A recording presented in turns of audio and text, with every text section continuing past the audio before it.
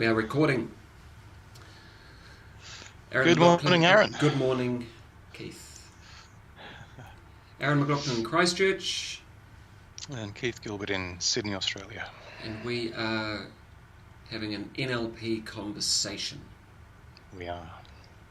My audio is okay with you? Audio is fabulous. Good. So, something that's been happening a lot in New Zealand, and is quite concerning, is just in my network alone, 3 suicides in the last week, and a broad range of ages. So not necessarily young people. There are a couple of young people, but also not so young, in their 40s.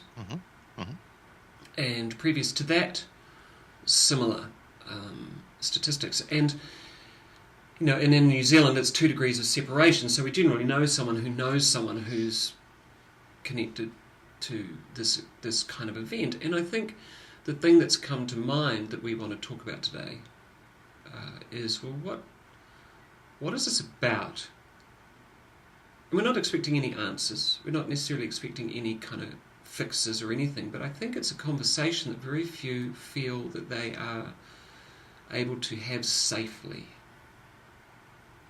because it is such a difficult subject. Yeah.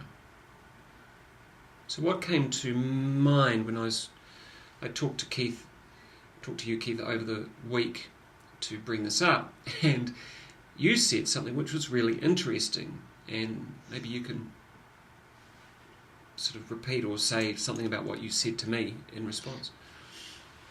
Are you referring to my reply that it was the best choice they could make at the time?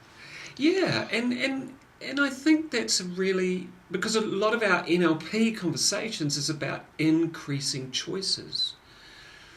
And someone who, I met someone just last week who has a friend who has attempted suicide 3 or 4 times, meaning still not successful, and yet still a choice that they are making, which suggests they don't have many more choices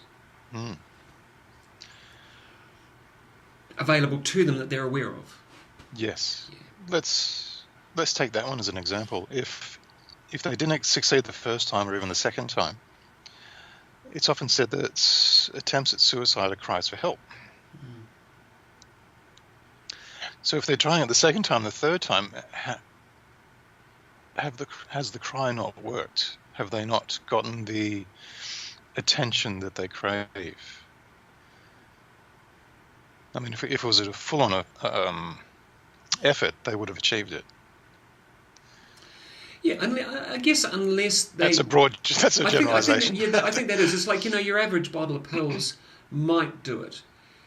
But, depending on what you've eaten already, depending on your health and well-being, depending on, so many aspects, and depending on if they find you early on in the poison, or... Exactly. Whereas if you do something that's a lot more physical, and I don't want to go into, describing what these things are, but, they're outside of the way that you're doing failing, then you might be more likely to succeed in killing yourself. Yeah. So the ones that succeed, no point talking about them because they're not here. But the ones that attempt, and obviously they're brought back, and possibly attempt again and again, what are they not getting? If after the first attempt, let's call it a cry for help, what are they not getting subsequent to that they'll actually try again?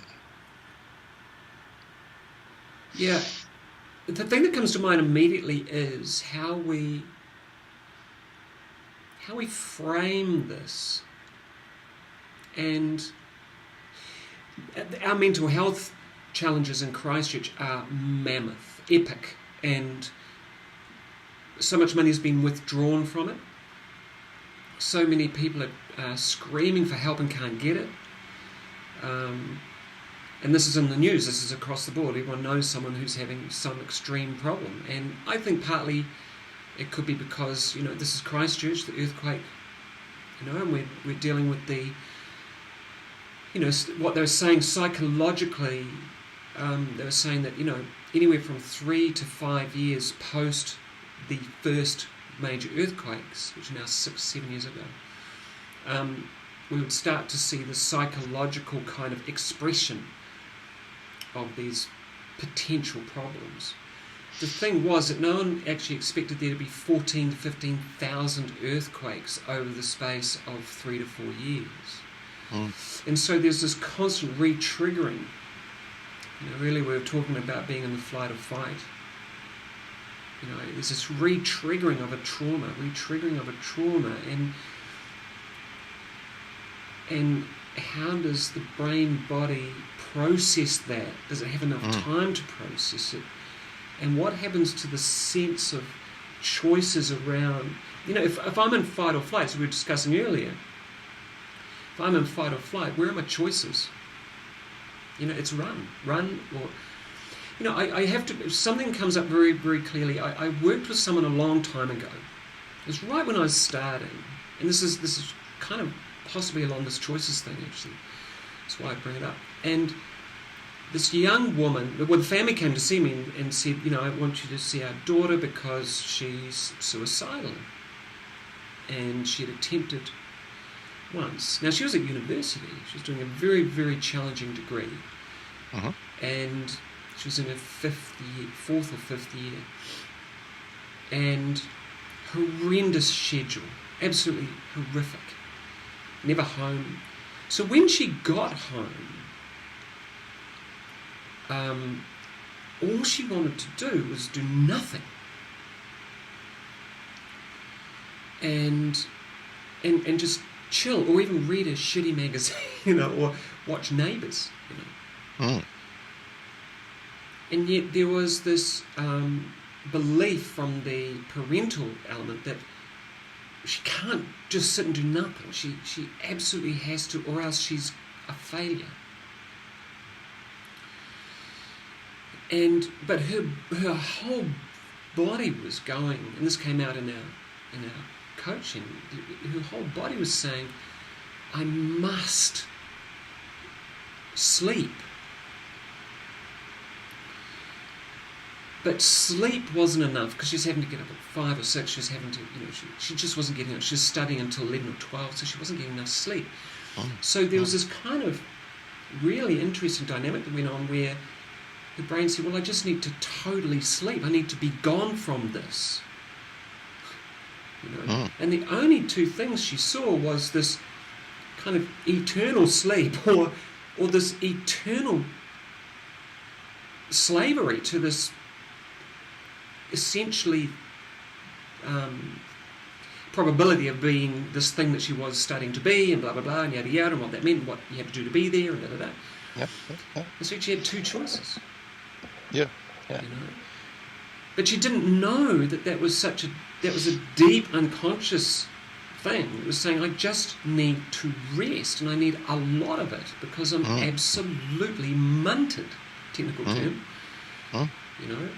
But because that wasn't available in the context of, you must succeed, and then therefore you're successful and a good girl and all those things. Yeah. So within the system that she's in, it's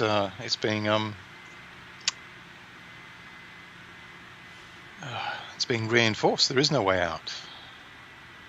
For her, there was no way out. And speaking to the parents after we had this conversation, they had no idea. They had no idea that this culture that they had generated within the household could possibly have this kind of influence, because that was the culture they were brought up in.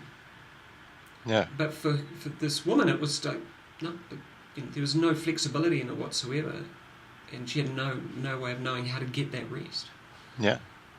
So if we go back to the example of the people who attempt and they're brought back, they're brought back into the same system. Yeah. So although it's a big cry for help, it's a very big cry for help.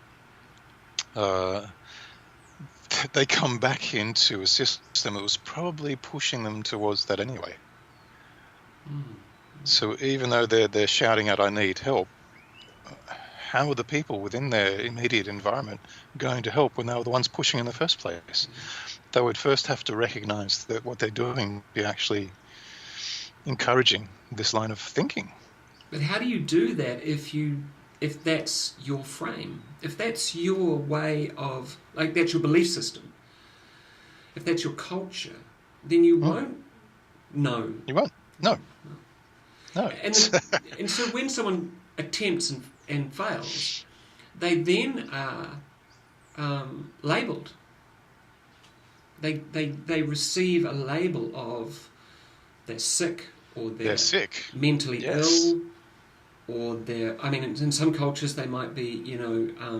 There is the essential sin is to take your own life. Yeah, well, they're shamed. They're shamed. They're shamed. Yeah. You're going to take your life away from me because you're important to me. So there's no reflection on self of the extended, the people around them. Because it's easier to blame that person for making that choice. Yeah, but having said that, there'll be a lot of people who go, "Oh my God, what have..." Parents will go, "Oh my God, what have we done wrong?" Yeah. There'll be a lot of that querying, like, what have we done wrong? I mean, culture, our society doesn't ask that question, it seems. It doesn't have any sense, because it's just narcissistically moving towards more economic growth. So it has no sense that there's anything wrong with how it, as a functioning system, is actually corrupted by its own very nature. So it's not asking that question. So it just says, well, it just needs more money pumped into it. Ironically, it's pulling money out, but I mean, it just needs more money pumped in. Well, when you say, as you say, when someone says, "What did we do wrong?" Yeah. Which they can certainly do if the person is revived. If the person dies, we tend to ask that question, "What do we do?" But if there's a pattern running that children don't have, and the pattern is avoiding making mistakes, or avoiding acknowledging mistakes, because we have to be seen as, I don't know if we have to be seen as, we can take on board the belief that we're not allowed to make mistakes, because we think we have to be seen as perfect and always getting it right. So if we're part of a system where we're influencing someone else to generate this kind of thinking, we can't, at some level, accept the possibility that we're making mistakes. It's interesting because there's been a lot of suicide in our rural community, and what comes to mind with that is how, so much of our rural community has in the past been driven by a sense of legacy. So, there'll be families that continue on a legacy of farming, of pastoral care, whether it's beef or cattle or a mix or whatever, or even if it's vegetable based or whatever. And yet what is happening more and more is non-legacy individuals. They're kind of colloquially in New Zealand called the Queen Street farmer. So they're the guys who live in a city and they just buy farms, and then the owner doesn't own no longer owns the farm but manages it, or maybe has a share in it, but it's fundamentally mostly owned by someone who wants profit from it. And so I often wonder about that conversation, because if I've got a legacy, like if my father was a coach, or did what I did, and then my grandfather wasn't back then, there'd possibly be an inherent sense of, well, this is my dharma, this is what I do.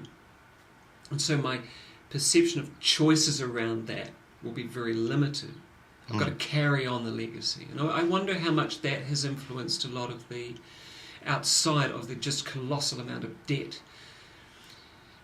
But as we were discussing earlier, debt is just money. Debt is just... But once again, there's a pride thing, isn't there? There's a shame there. There's a sense of like, well, if I can't pay this, right? Or if, the milk value goes down $4, which it's done here. Suddenly the debt just goes through the roof, and the banks don't care. Yeah. So where's the choices there? And so it has to come back to chunking up to values or something, doesn't it? It has to come back up to, well, what is the long-term vision? What are my values with my family, with my, what do I love about the farm? What do I love about my family? What's truly important to me that can possibly generate more choices? Yeah. I just feel I'm cautious. I'm feeling cautious because it's just, I feel like it's such a sticky conversation here. And it shouldn't be, because it's always been here. We've always, human beings. We've always done this to some degree.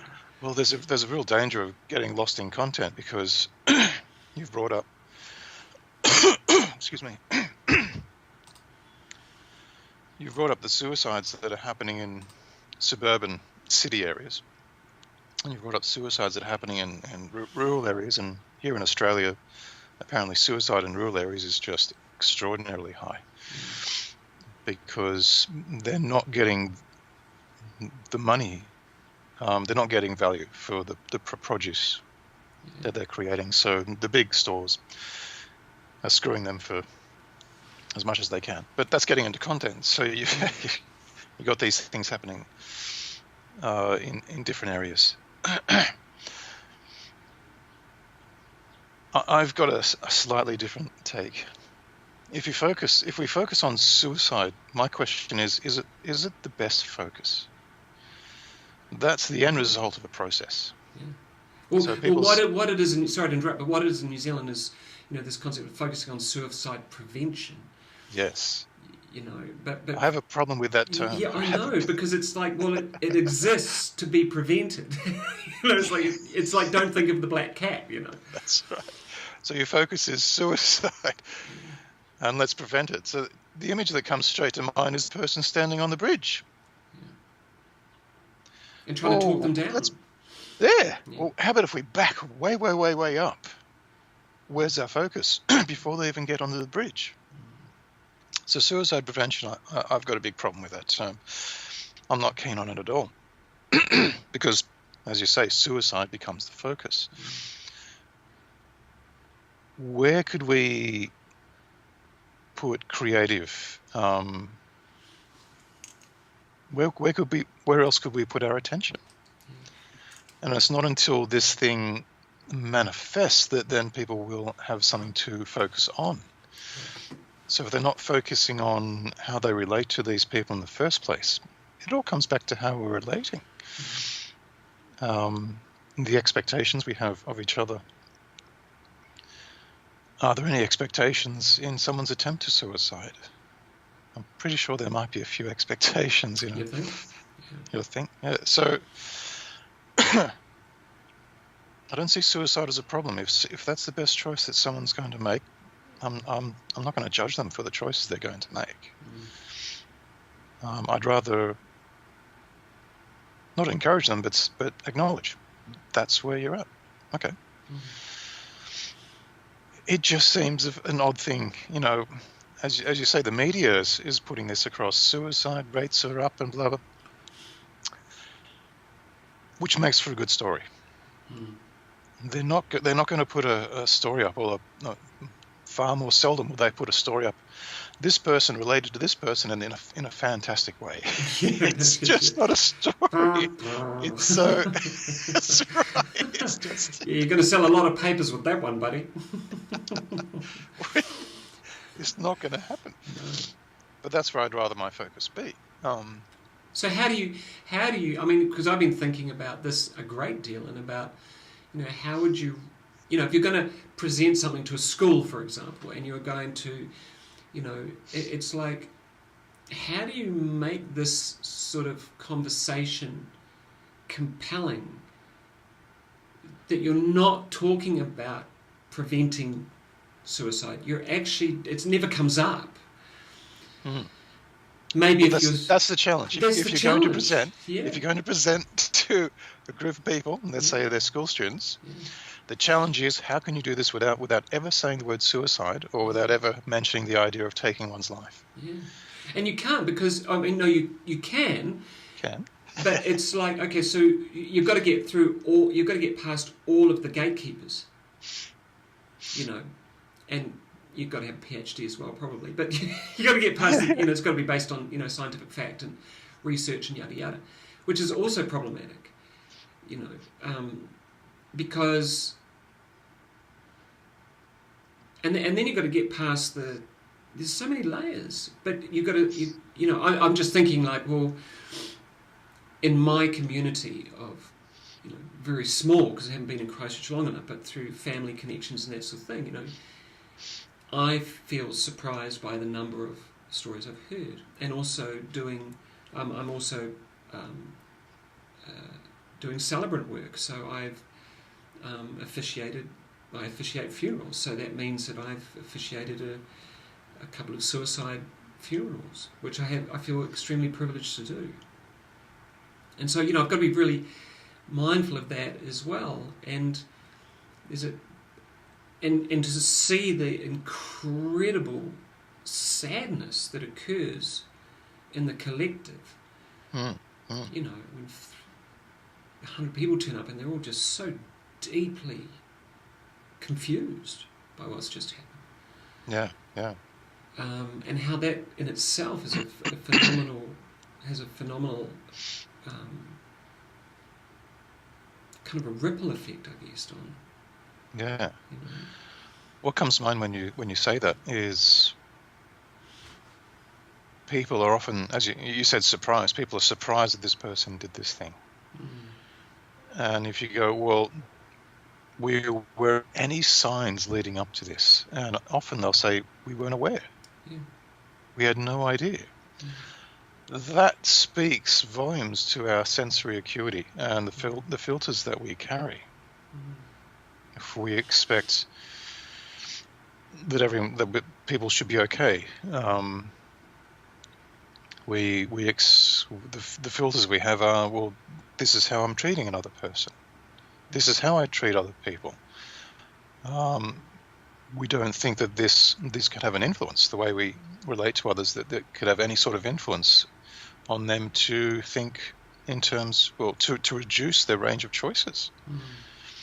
These are huge. To actually go inside and ask yourself, what part did I play, would be a very, very confronting thing to do. Hugely confronting.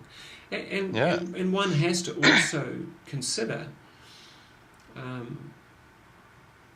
it's a kind of like that gradualization thing, if you gradually build a relationship with someone, then you'll possibly gradually, you see them every day or every once a week, whatever it is, you also become kind of gradually aware or just accepting of where they're at.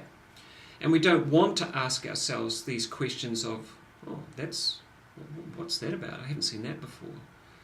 And because of what that might mean. And no one wants to assume that there's that possibility.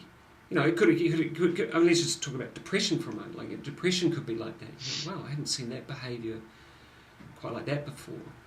Yeah. But the other thing is we don't want to necessarily think those things about the people we're closest to. Yeah. There's this unfortunate, excuse me, there's this unfortunate idea that if we think we're seeing signs of something like depression, there's only two choices available to us. Either we tread very lightly because we might push them over the edge, or we try to discuss it rationally with the person. Neither work, because you're not approaching the person. You're approaching your own concern. Yes. You're not actually relating to the individual. The idea of pattern interrupt, which so few people understand, is the ideal thing for something like depression. Depression's very easy to cure in the moment. So if someone's doing this and a shock behavior, a pattern interrupt, which gets them into something like this, they're instantaneously out of depression because they're in another state of mind. The habit, the long-term habit, is a different thing altogether and can take a bit of time to deal with, but the instant change of state of mind is an instant cure for the depression in the moment. So instead of treading lightly, we'll wait until they do something overt that tells us that they're depressed, or let's sit them down and say, we're going to talk about this because we're going to... Yeah, that's right. Yeah. We're going to fix this because that's my concern. Rather than if I can do a pattern interrupt, which gets us out of left brain thinking, and it's more right brain thinking. It's out of the box. It's what's the term? It's left field or something. I've forgotten the term. I mean, it's I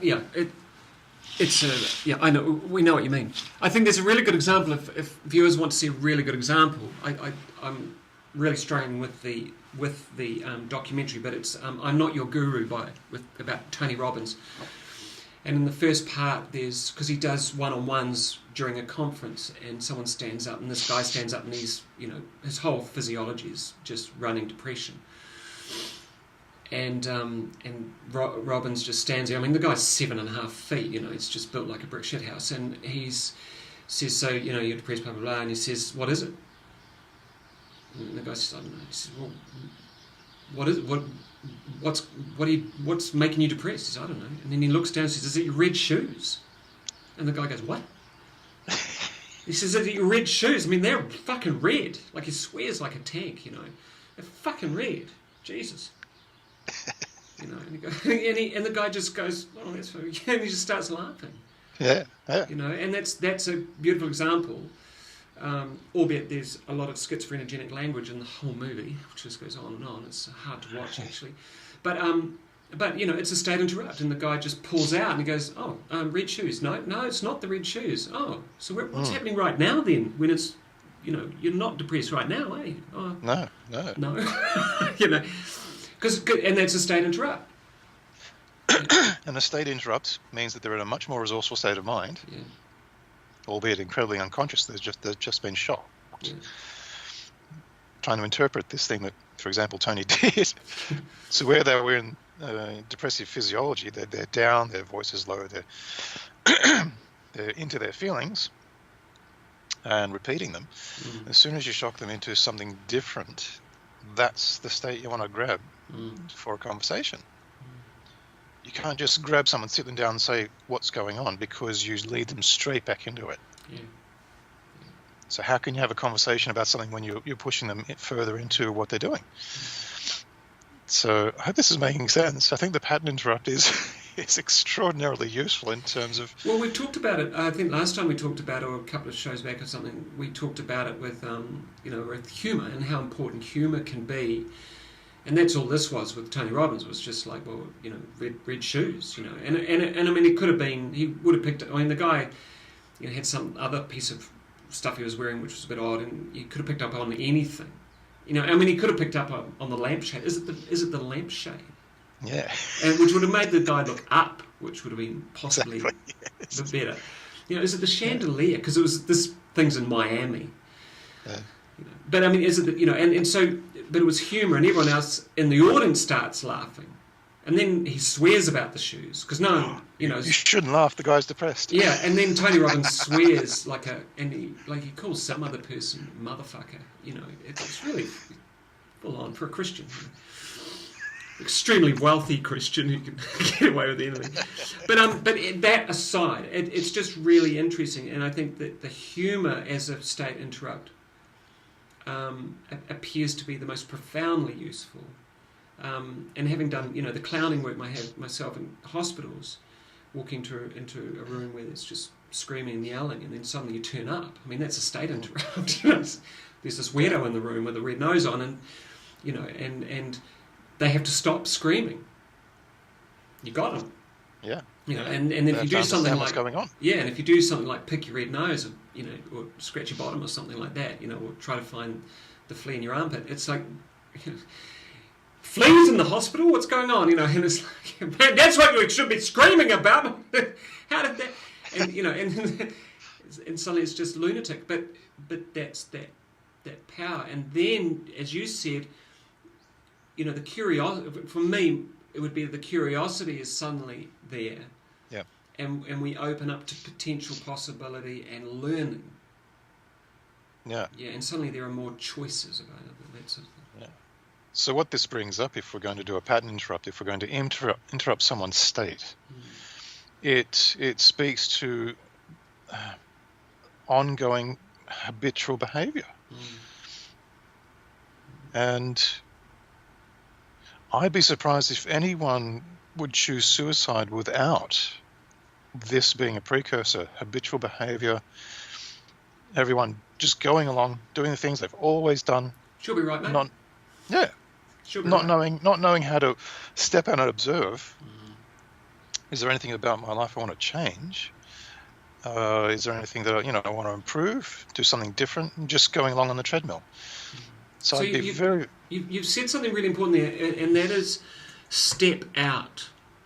And I think this is really important, that when you study the structure of depression, it's very much a deeply associated pattern. So the person is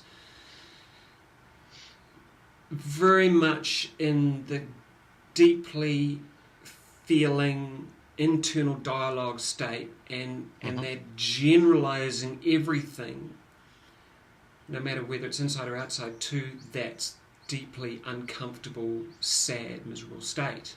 Yeah. And so their ability to step out and view this from a second or third person position is almost impossible, because they're so embedded in that. And so, but if you study someone who's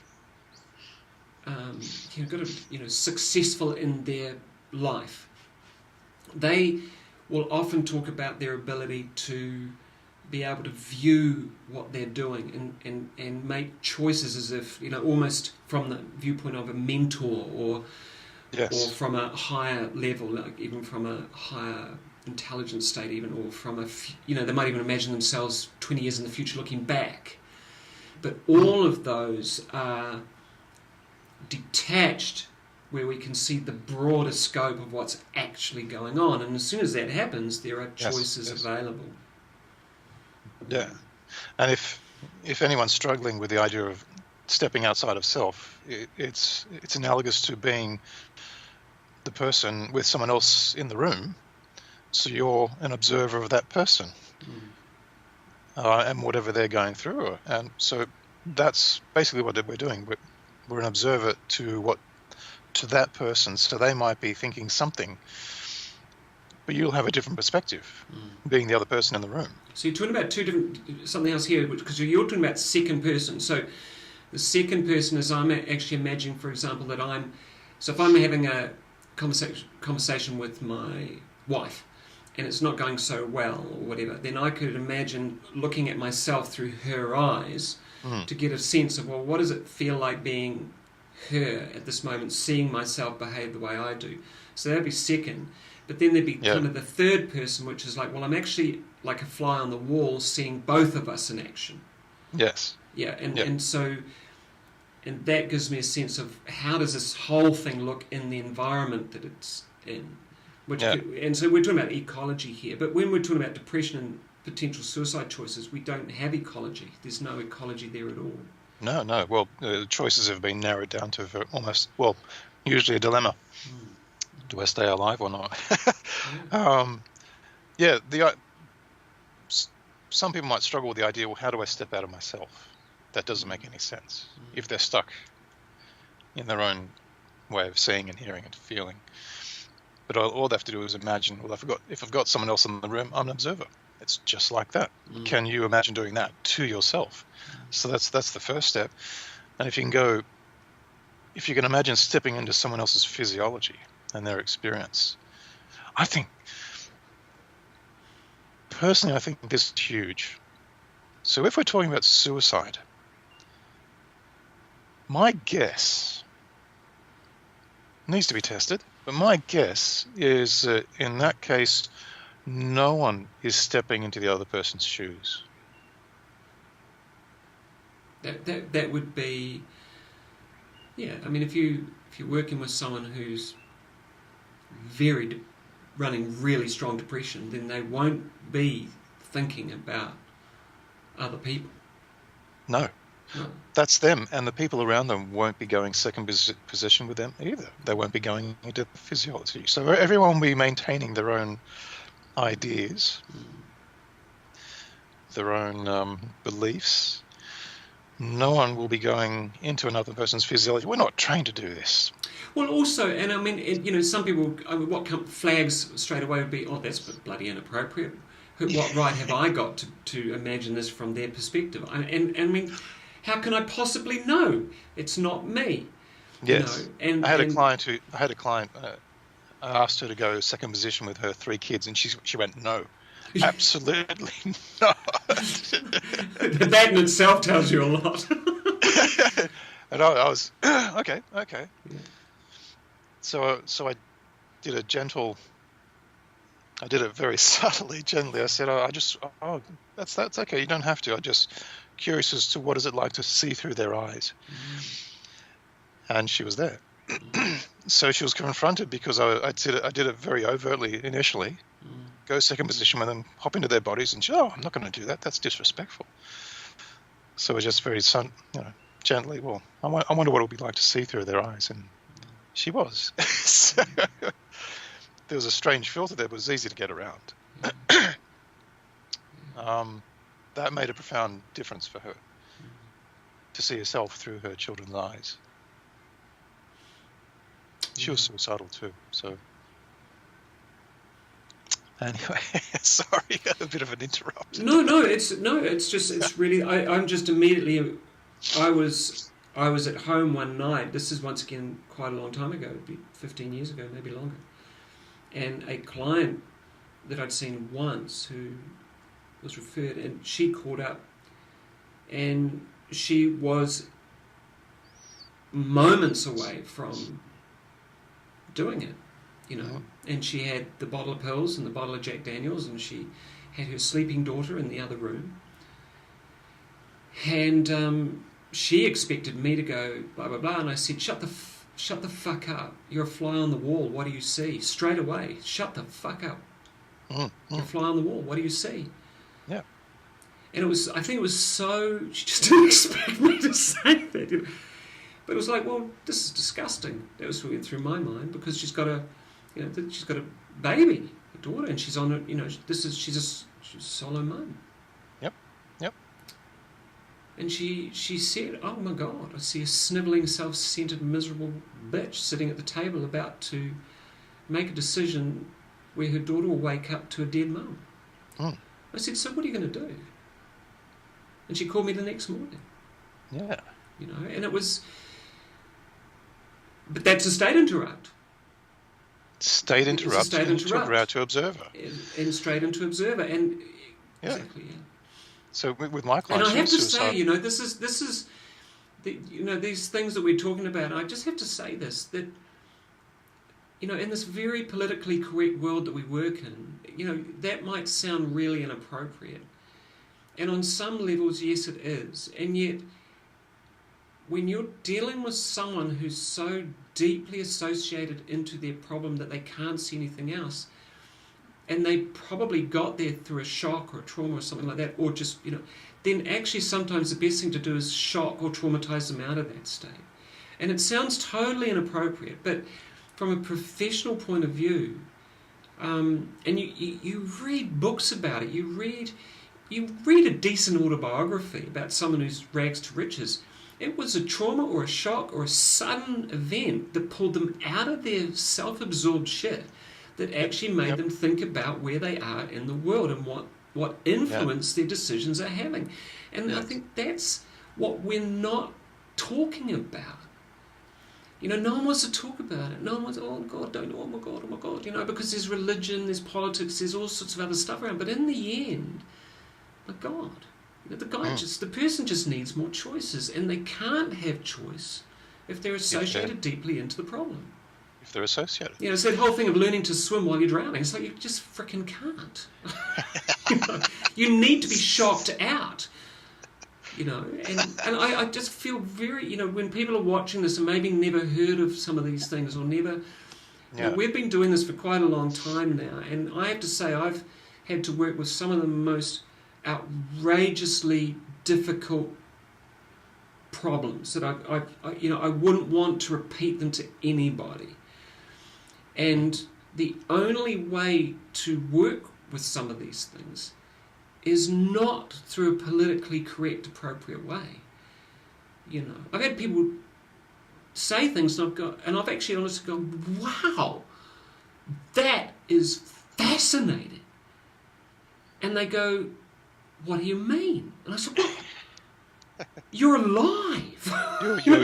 Yeah, you're here. And you went through that. Yeah. Oh my God, congratulations. And they'll go, I've had people say, because this has happened a lot, they'll say, that's weird, no one's ever said that to me. I said, well, what do they say? I don't want to know what they say, because, fundamentally, here you are, you've survived this, you're alive, you're coming to see me. You've also come to see me, which suggests you want to fix something else or do something more. Something different. Which is like, that's courageous. Whereas, oh, really, that happened? Oh, well, how old? Well, I don't want to know. It's like, seriously, it's like you've survived. And so inherent in that is a structure of survival with positive outcome, or a structure with decision with positive outcome. There's a very personal model there. So maybe that's the answer. It's like if you're going to go in and structure a course or something, you're talking about structuring positive outcomes from adversity. Because my daughter my daughter went to this thing last week, 3 days, and it's called Limitless, and it was actually set up by a young woman who was just 18. She left her school, and she says, so many of my friends have trouble knowing what they want to do with their life, so she set up a 3-day course. She got a whole bunch of funding, and she gets a whole bunch of, generally CEOs and PhDs come in. Because they're the only people who are relevant, obviously, but to come in and talk to this group of young people. I say that with, a little bit of sarcasm. Forgive me. But the essence of it is most of these people talk about, outside of what they do, they're actually overcoming struggle to get to a clarity of choices. And there's your model. What are the autobiographies about? Blah, blah, blah, blah, blah. Same stuff. What are most of the movies we watch? What are these sitcoms all about? Hopefully we learn about, ourselves through this, blah, blah, blah. Unless it's like 13 Reasons Why or whatever. So, it's like, even Game of Thrones, outside of the random murders that happen, it's like, hero's struggle, hero's journey, It's just, So I think that's the model. Yeah. And so teach that. And so that people start noticing that there are experiences that they've had which were a struggle, and they've survived them. They've survived them. So they've already got an internal representation of the ability to do that, and somehow they're disconnected. They're at a point where they're disconnected from their own resources. And it's a matter of just getting in touch with them again. So that's a huge element. So if we go back to the original, and if we're talking about the subject of suicide, what we've come up is really elegant, where we're not focused on suicide at all. We've come back to, well, what resources does the person have? Do they know how to get in touch with them? And the other thing is, if you have a group of people, we're just imagining a scenario. If you have a group of people and you're going to present to them, you're not allowed to use the word suicide. You're not allowed to refer to any idea of taking one's life. What are you going to do with this group of people? And I think the idea of perceptual positions is profound. Yeah. If they're stuck in themselves and their feelings, they don't know how to get out to get some perspective. Yeah. And they don't know how to go into someone else's physiology to get their perspective. These are 3 points of reference which are essential to be able to make decisions that are ecological. So for the watcher, or for the viewer, perceptual positions is the technical kind of way we say step out of the body into someone else's perception. So that would be the second person perceptual position, or going third person or ecology, which is stepping out into even into the plant on the table and seeing the whole situation. So that'd be third position perceptual. So that's just to explain what that is. So I agree totally. And if you're able to teach that as a way of making decisions, and that was possibly how they got themselves out of the situation they were in. Immediately reminded, I was 6 or 7 and lived in Dunedin, which is in the south of Christchurch, about 6 hours drive, and we lived by the beach, and I used to climb this wall with a mate of mine, Michael. And anyway, so there was this castle up on the road, up on the hill, a ruined castle called Cargill's Castle, and you could get to it through a crawl up the cliff. And I remember Michael wasn't up for it, so he stood at the bottom. So I was getting up there, but I didn't realise that there was a scree slide, it's like gravelly, slidey stuff. And, directly below is just the crashing Pacific Ocean.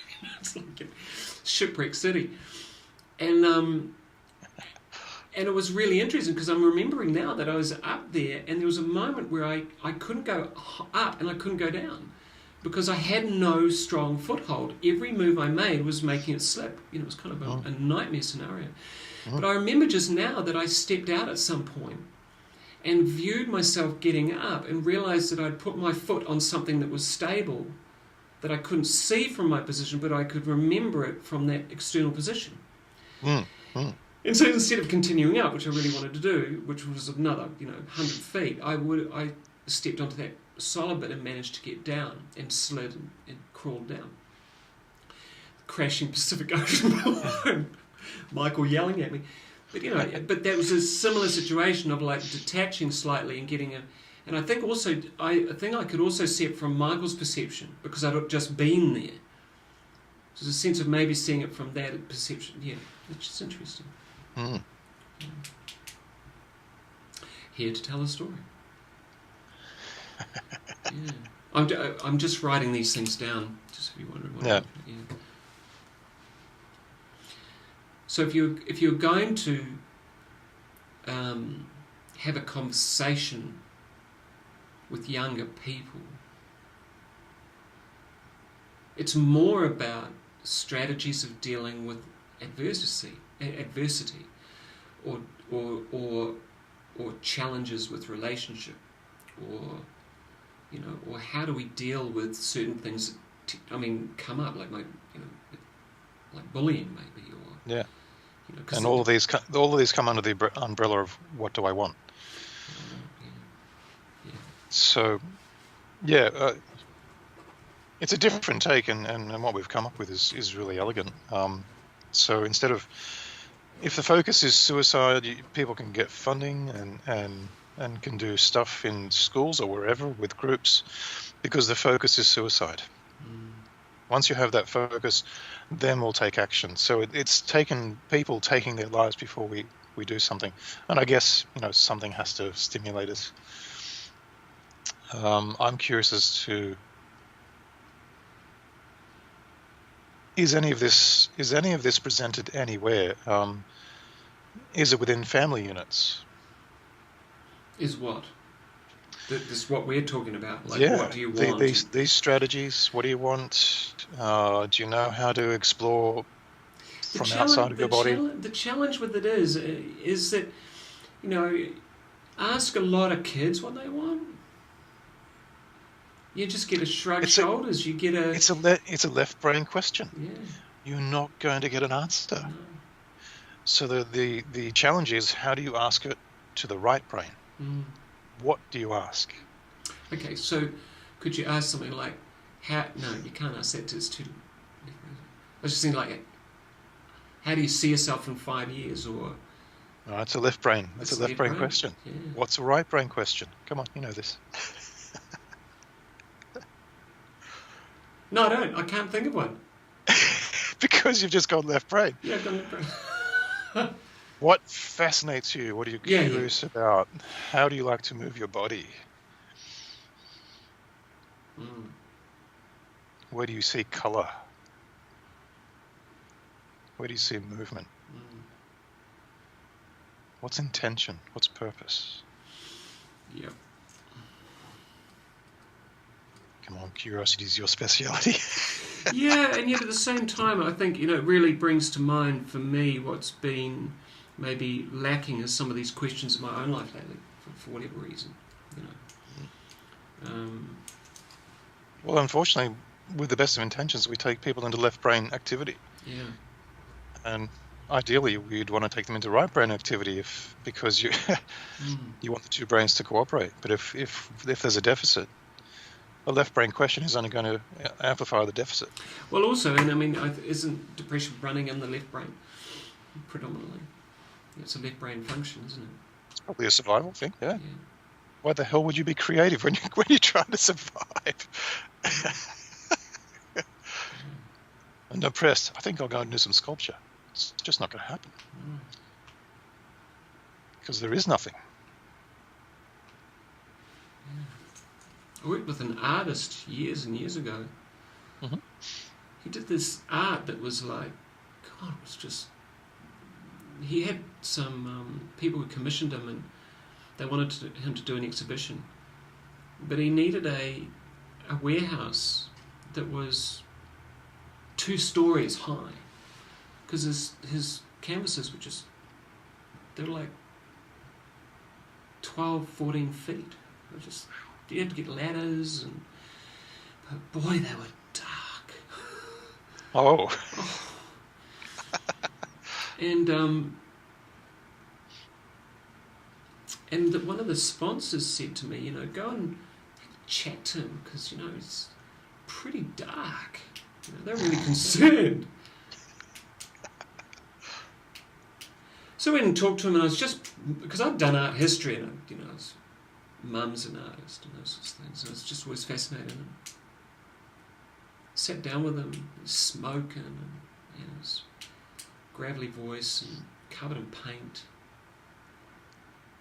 I said, you know, these things are really full on.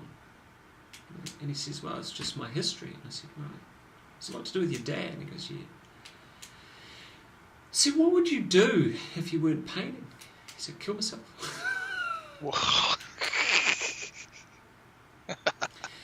So, you know, kind of paradoxically, extremely creative, profoundly, deeply, disturbingly creative. Yeah. What would you do? Kill myself. I said, right, carry on.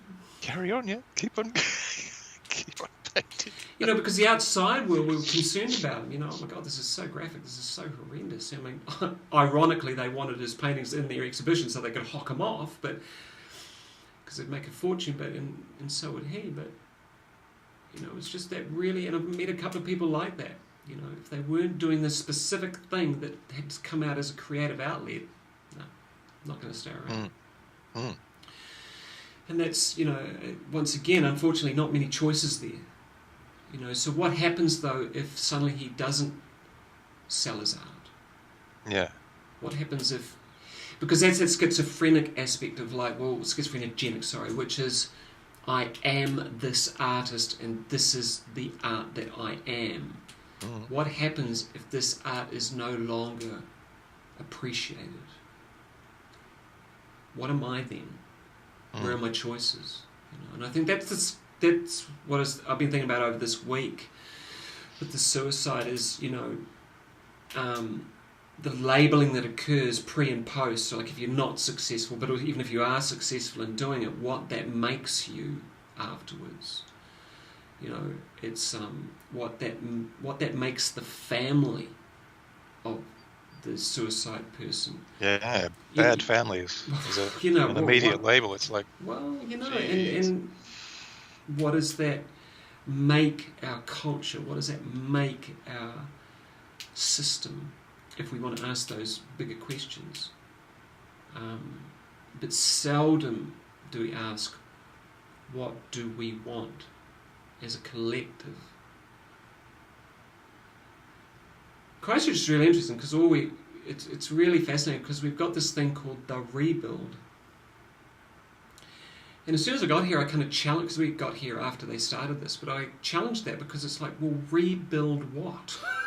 Because rebuild, I mean, I understand, you know, what they're getting at, but actually it should be new build. New build. Because a rebuild, and this, you know, there's been a few arguments around specific iconic buildings that are still haven't been touched. And how detrimental that's been to the psychology of many in Christchurch. But, you know, so they're going to rebuild what was there, or they're going to rebuild. I mean, I understand on a larger scale, it's like rebuild Christ, but you can't. It's just and it's a very.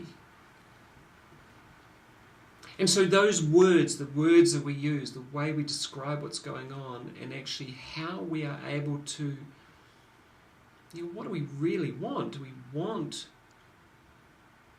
to rebuild what was here? Yeah. We can't. This is an important point. If we bring it back to something like suicide, you want to bring them back to the same system. So it's the same as rebuild. Bring them back. Don't die. Come back to what you've always been in. Come back to the fold. It actually is safe here as long as you run the system protocols, which is deny that, don't look at that, and don't look at that, and don't talk about that one over there. But as long as you're okay with that, then just carry on. Yeah. I mean, it sounds cynical, but you know, you don't have to look far to see that there's a lot of truth to that. Oh, for sure, for sure. It's not easy. It's a complex situation, but the focus is wrong. Well, that's your personal perception. That's my personal. As soon as you use the word suicide, I think the focus is way off. Mm. And if people aren't in, oh, that was negative. How do we encourage people to see that they're within a system, whether it just be the family system, the extended family, the local community? Are they interested? Do they see the value of that? I think there was also something you brought up about what moves you and how that kinesiological aspect of connection has been superseded by the Facebooks and the Instagrams and all that sort of stuff, where we don't actually necessarily have a regular physical connection with another human being, which is appropriate, caring, loving, compassionate. We see a lot of reports of the opposite, you know, but we don't, well, you probably wouldn't, but, you know, that's something that may be missing. Yeah. Well, if you're doing as we are now, just on Skyping on a screen, it's profoundly different to say, I'll meet you at the pub or I'll meet you at a cafe, because you have to move to get there. And that will encourage a certain state of mind. But if you're just doing social media and you're just doing this, where's the movement? Where's the right brain involvement? Because if you're walking or driving... I had to walk out to my studio, mate. I had to make myself a cup of joe and walk all the way. I had to dial you up. No, I know exactly what you mean. And once again, you know, that the importance of, you know, what is that saying? It takes a community to bring up a child. And how that seems to, is that how it goes? Or a tribe or a village? The village. It takes a village. Yeah. Yeah. to raise a child, and you know, how many villages actually are there? You know, you might actually have them more rurally now, but even that's being changed as a lot of land holdings get much larger, and the smaller holdings have to sell out and leave and go to the city. You know, they're coming into a suburban environment, and you know, there's not a lot of connection anymore in those environments. I mean, we just have no connection with our neighbours whatsoever, except just one house next door, and that's kind of every now and then, you know. Yeah. And everyone is just busy, and they all go somewhere else to work, somewhere else to family, somewhere else to extend family, whatever it is. There's nothing actually happens locally. It's kind of weird, isn't it? Like, when you think about the way we live, it's like we have a house that costs, you know, what was it in Auckland now? The average house price is 1.2 million or something. No, it's just on $1 million. It's just on $1 million. My mum lives in this tiny little ex-state house which has been valued at 1.2. You know, and it's not even done up or anything. I mean, they'll bowl it or renovate it if someone bought it. But what was I going to say is that what was I going to say? Oh yeah, and you pay all that money to live there, but you're not there because you've got to go and work somewhere else to pay for the privilege of having this. So you've got this empty house, like, all day Most long. of the time. And then in the weekend you go to a mall or you go out or you go blah blah. So you know, a good 6 days a week, this house is pretty much empty most of the time. When you're there, you eat and sleep and watch Netflix. You know, it's like, where does that make sense? You know, it's like, I mean, my mum works from home, which is fine. She has an office and she sews. But most, you know, 99% of people just leave home and go to work. I mean, of course, there's people who stay at home for kids and things like that. But even that, you know, we've got family members and they drop their daughter off at play school at, I don't know, 8 in the morning and pick her up at 5. Both go to work so they can pay for this privilege. It's just fascinating. And what the connection with that is that, you know, so you're not even maybe even present in the house, which historically was the place where you connected with your community. And so you're actually not even present when you're there because you're on your media or you leave it to go to the beach or go shopping or whatever it is, you know. So it's kind of ask the question, why do we own a house? Why do we do that? So what do I want? What resources do I have available to me to start moving in the direction of what I want? But really that really difficult question is, what do I want? And what we were talking about earlier on, which comes from that Path of Least Resistance book. I can't remember his name, but he just says, you know, ask ourselves, what do I want? Regularly, not just once every blue moon, but actually every day. What do I want right now? You know? And how could I begin that? Or how could I start that? Or how does that, and then perceptual positions, how does that look from my partner's eyes? Or how does that look from third position? Does this work? Which is still a left brain activity, which is perfectly fine.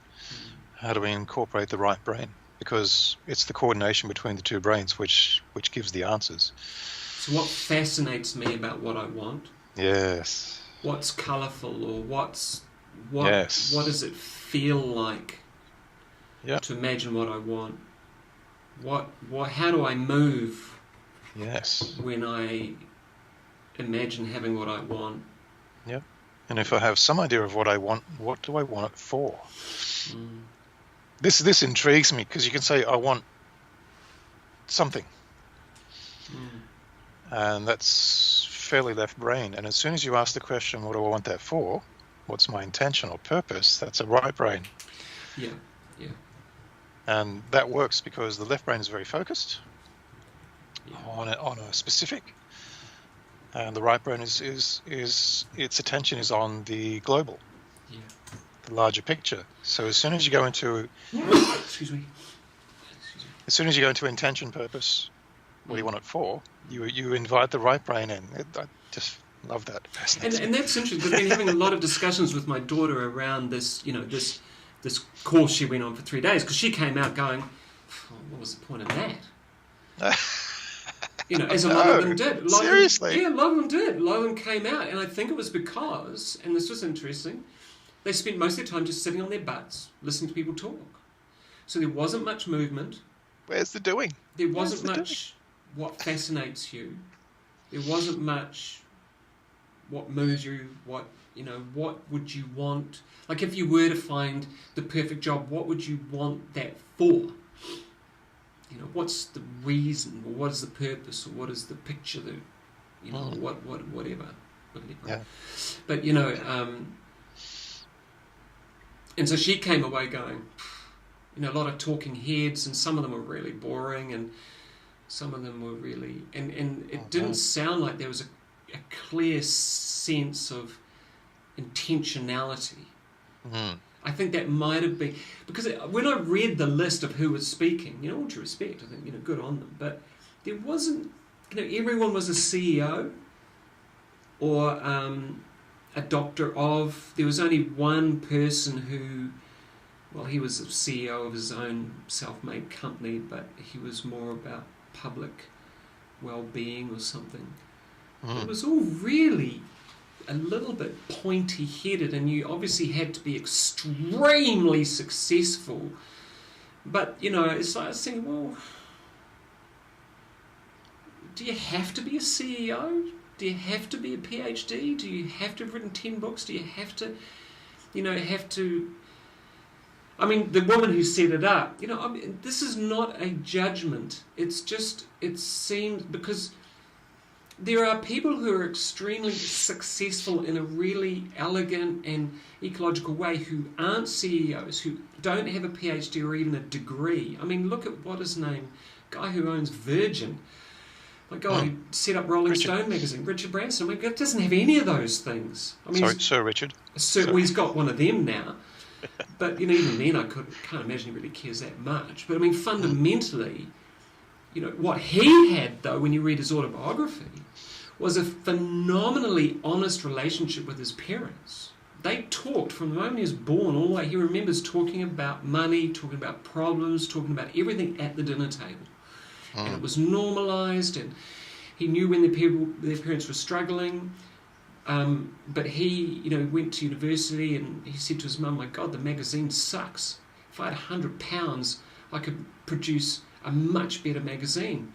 She gave him £100. He set up the Rolling Stone. What more needs to be said? First interview in the Rolling Stone was with the Rolling Stones. It was stupid. But fundamentally, right place, right time. But there was a real sense of connection with the family, with a strong sense of openness and honesty and a motivation towards rather than away from. And that's what we're talking about here, is like suicide is an away from. But we want to, what is the frame? What do we want to step forward towards? What would we do this for? What does that feel like? What's different about our physiology when we think about that?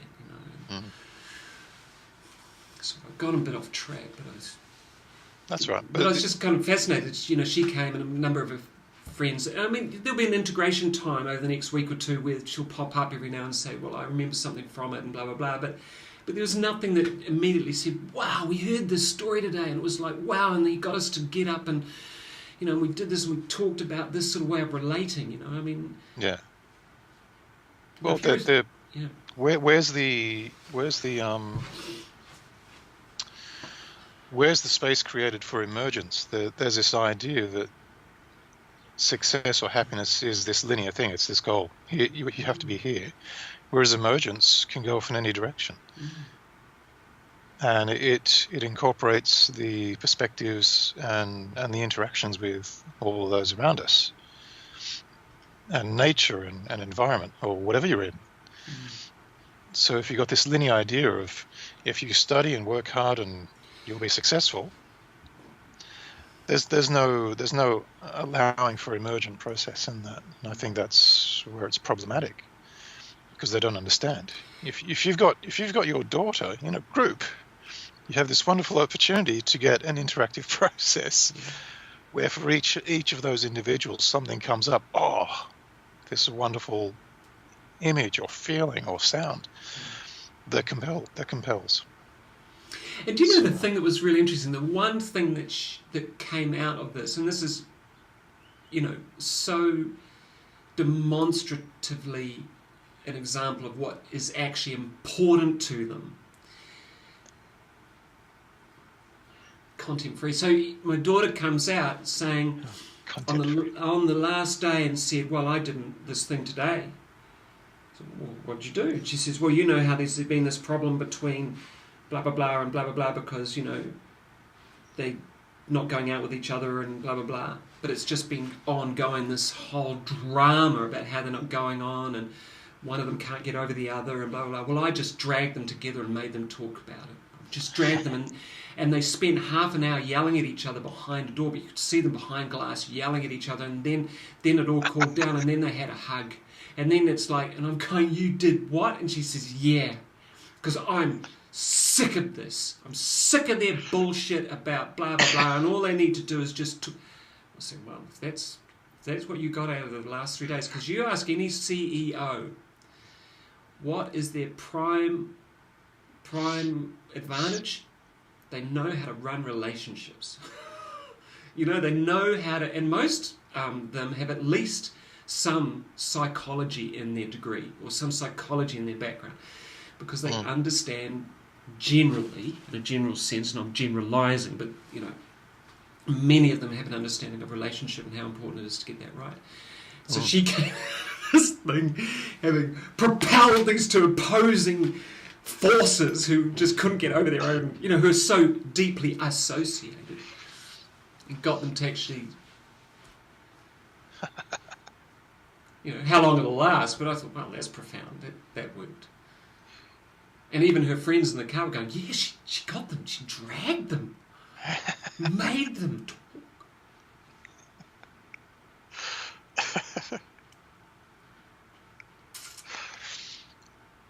I mean, that for me that's just such that's important.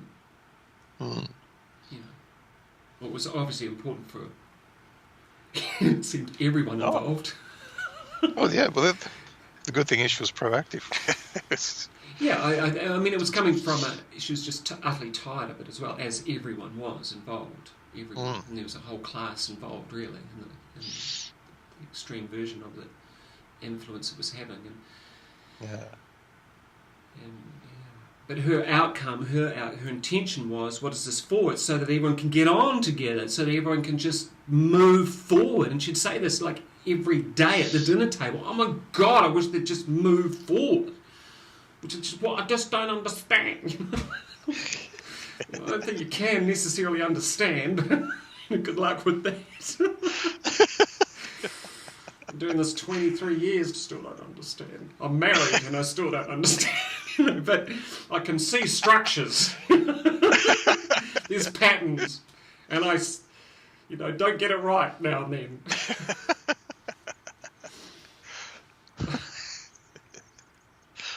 Oh, dear.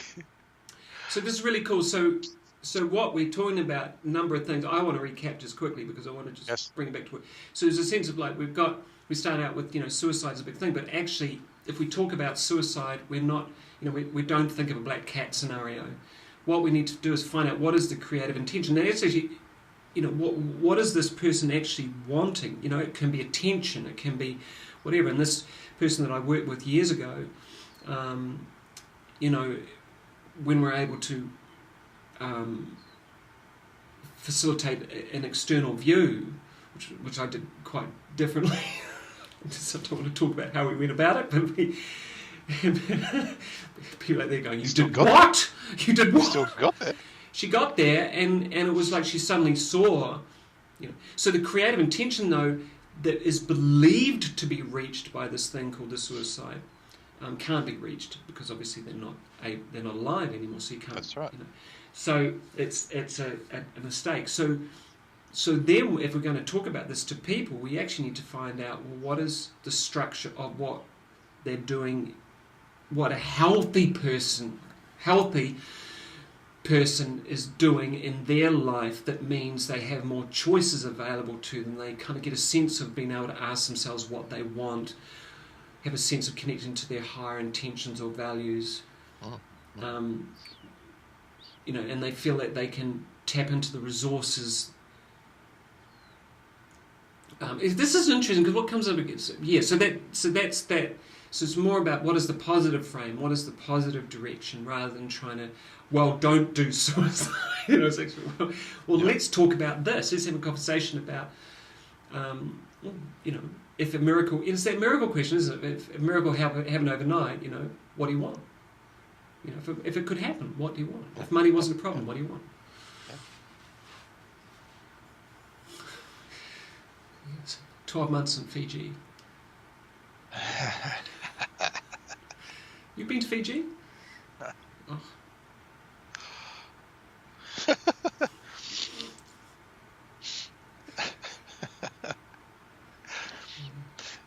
And I just want to add a little something. Please. I know you were summarising that. I don't want to. Well, you can continue the summary or add. Just there's no rules to this. Just go for it. Yeah. Well, the idea of talking about it for me is problematic. You're talking as you say, about suicide. Focusing on the black cat. Yeah. Don't focus on the black cat. What black cat? So talking about it,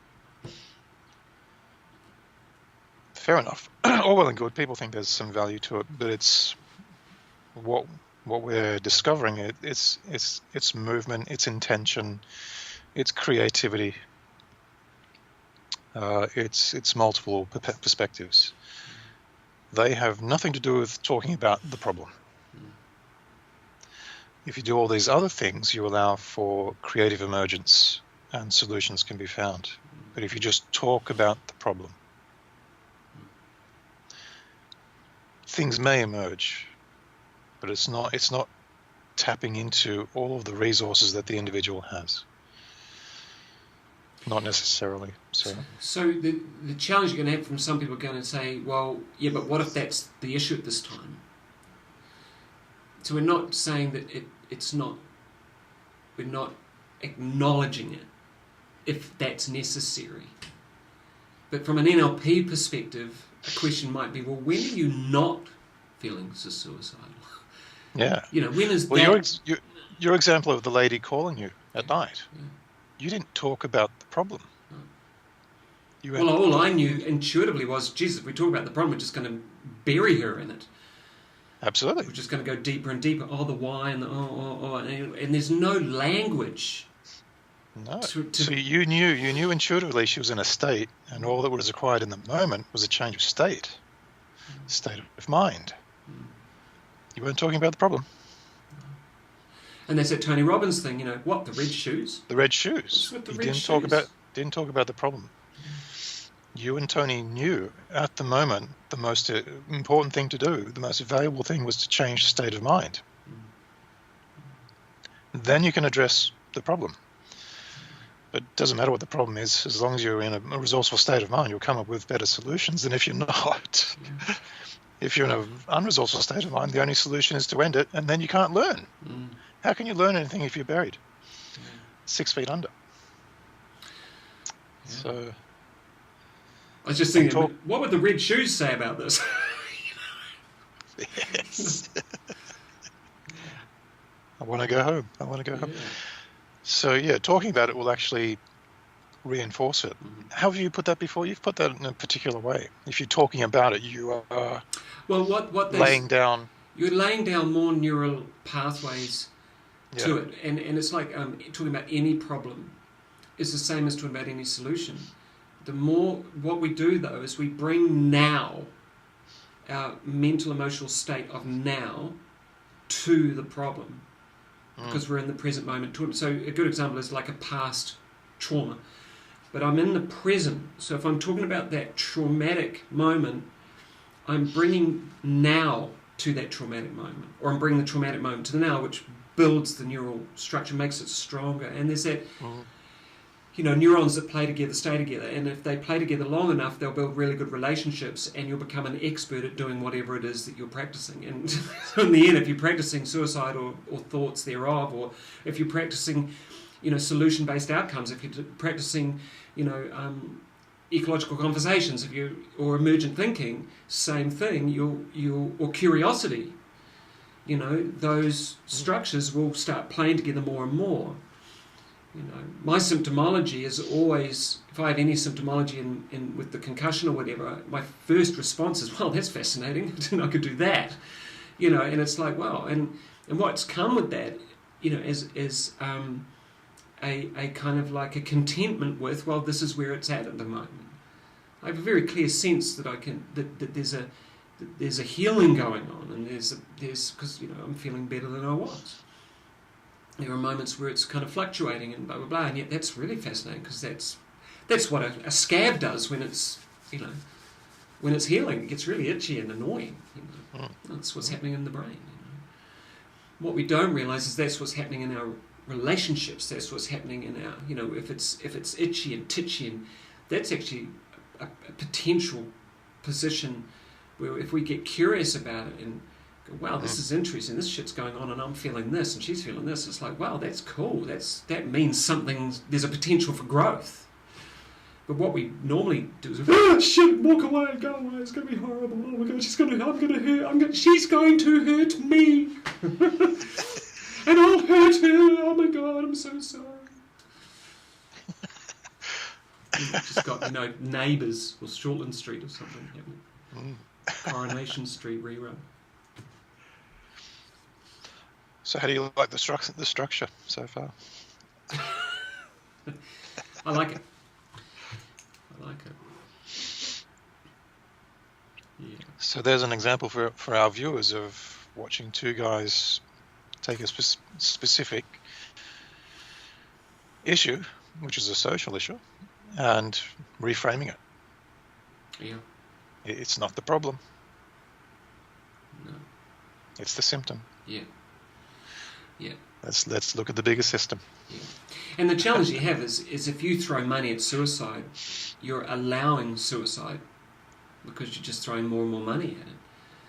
And which is the kind of the consensus political view. We'll just throw more money at prevention. It's like, well, yeah. It's like preventing flat tires. Just throw more money at the roads and at tires to prevent flat tires. It's like, well, yeah.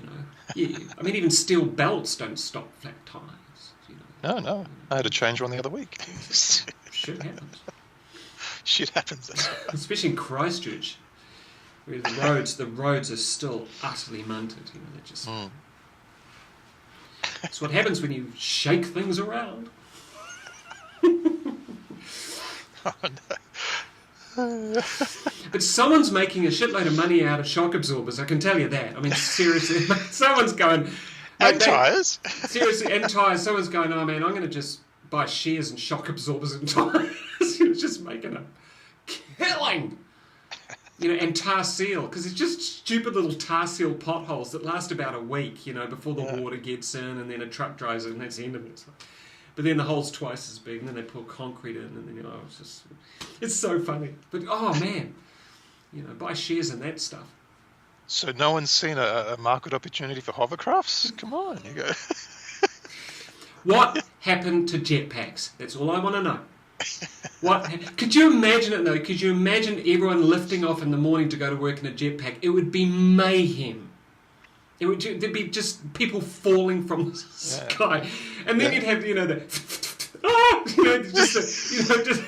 just kind of like, oh shit, my fuel tank regulator isn't working. It'd be people falling through roofs, and it'd be horrendous.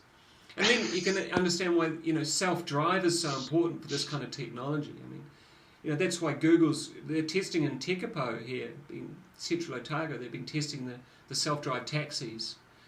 Because you'd never allow anyone to drive their own taxi, and they're thinking about 20 or 30 of them. But 20 or 30 over the space of thousands of square kilometres, there'd still be some dick who would hit something. Oh, of course. So you self-drive it, get it all self-driven, but even that's, oh my God, you're 1,000 feet in the air with a self-drive. It's like, seriously, with propellers and crap? It's like, serious? It's like it's a drone. A drone, they should have a new book, Drones for Dummies. You just get in and press go. Google says, where do you want to go? I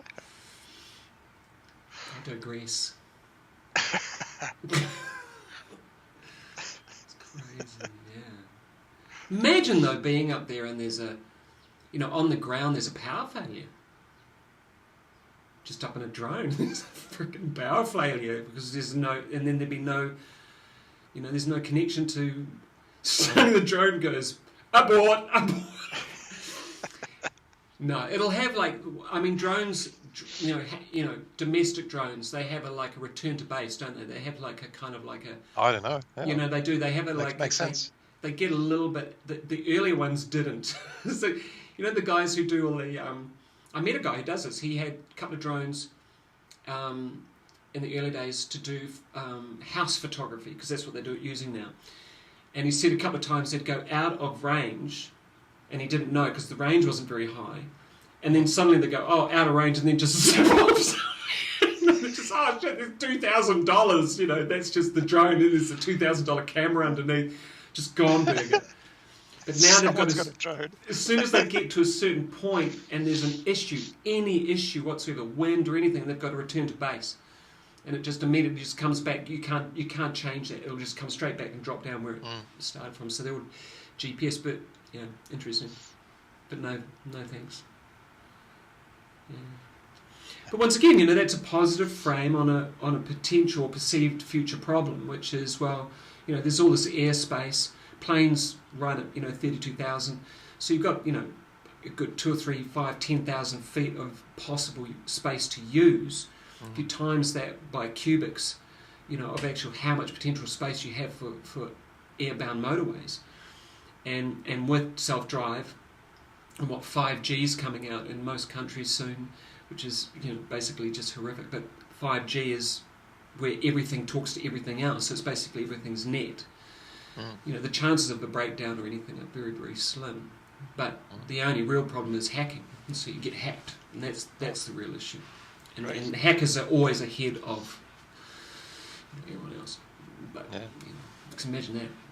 Going to Cincinnati for the day and suddenly you're in Dubai. Shit, we're in Dubai. I didn't bring my passport. And my luggage has gone to Christchurch. Degrees. So intentionality, what comes up and what was crossing my mind when I was thinking about this week was values and intentions. What happens to those higher level queries, those higher level things that generally drive, and how much is suicide? It's a decision on the belief level. It's a decision on that lower level which has lost contact with those higher level intentions, queries. What do I really want? What is important to me? That's another one, isn't it? What's important to me? And what does it feel like when I imagine that? Yeah. It'd be a great workshop, I think. It'd be great fun. And you get them to act things out and move around. Well, I wasn't going to say anything until you stopped recording, but I thought there's something. Well, in the end, as everyone knows, with creating anything, there's those who talk about it, and then there's those who do. And so it doesn't matter what we share. Even if someone takes the idea and runs with it, they'll do it in their own way, and it'll be. True. There's no real ownership to any of this stuff unless we are in America. All right, so that's cool. Well, that's. I hope that's been of value to the listener. And I think with respect to this, if you have queries about suicide, or someone, kind of have to offer that. There are a lot of avenues out there that you can talk to. The only, and I have spoken to people who have had positive outcomes from these, where you can phone someone and talk to them. And sometimes for many people, just being able to talk to someone is really, I'm going to finish, but there's a comedian locally. I just love him. He's just such a lovely, lovely bloke. And he publicly tells this gag around because he's been depressed, very depressed, and he's felt suicidal. And he called one of these numbers. And he said, well, I'm feeling suicidal and blah, blah, blah. And the guy says, on the line says, where are you? And he says, well, I'm walking along blah, blah, blah street and I'm feeling really. He says, are you anywhere near a bridge?